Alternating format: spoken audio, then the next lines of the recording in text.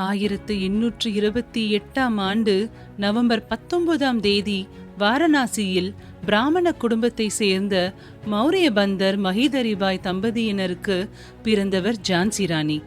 இவருக்கு பெற்றோரிட்ட பெயர் மணிகர்ணிகா. இவர் மனு எனவும் செல்லமாக அழைக்கப்பட்டார். இவருக்கு 4 வயது இருக்கும் போதே மஹிதரிபாய் இறந்து போனார்.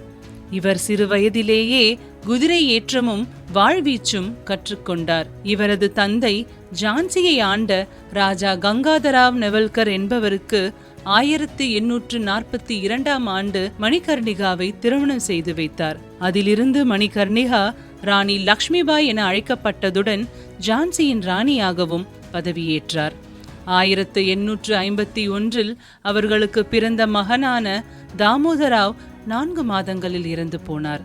தாமோதராவின் இறப்பின் பின் ராஜா கங்காதராவ் நெவல்கரும் ராணி லக்ஷ்மிபாயும் ஆனந்த் ராவை தத்தெடுத்தனர். பின்னர் அக்குழந்தைக்கு தாமோதராவ் எனவும் பெயர் சூட்டப்பட்டது.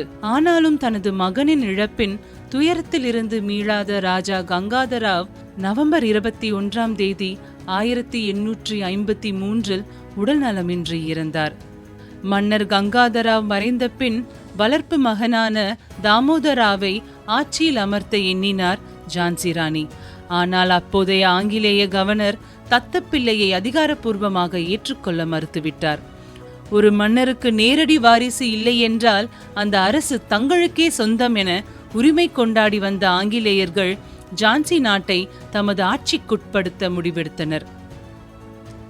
ஆங்கிலேயர்கள் 1854ஆம் ஆண்டு மார்ச் மாதம் ராணி லக்ஷ்மிபாய்க்கு 60,000 ரூபாய் ஓய்வூதியமாக கொடுத்து ஜான்சி கோட்டையை விட்டு வெளியேற சொன்னார்கள்.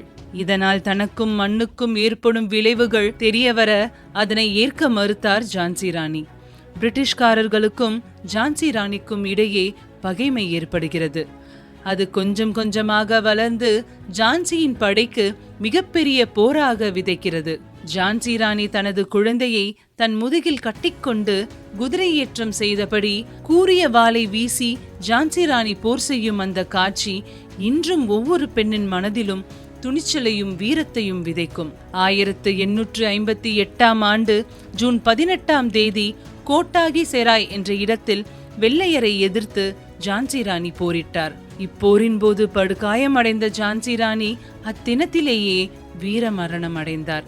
ஆனால் விழுந்தது ராணிதான் என்று ஆங்கிலேயருக்கு தெரியாததால் அவரது உடல் உடனடியாக பூல்மார்க் என்ற இடத்தில் ஒரு குடிசையோடு ராணியின் படையினர் தகனம் செய்தார்கள். ஆங்கிலேயர்கள் 3 நாட்களுக்கு பிறகு குவாலியரை கைப்பற்றினார்கள்.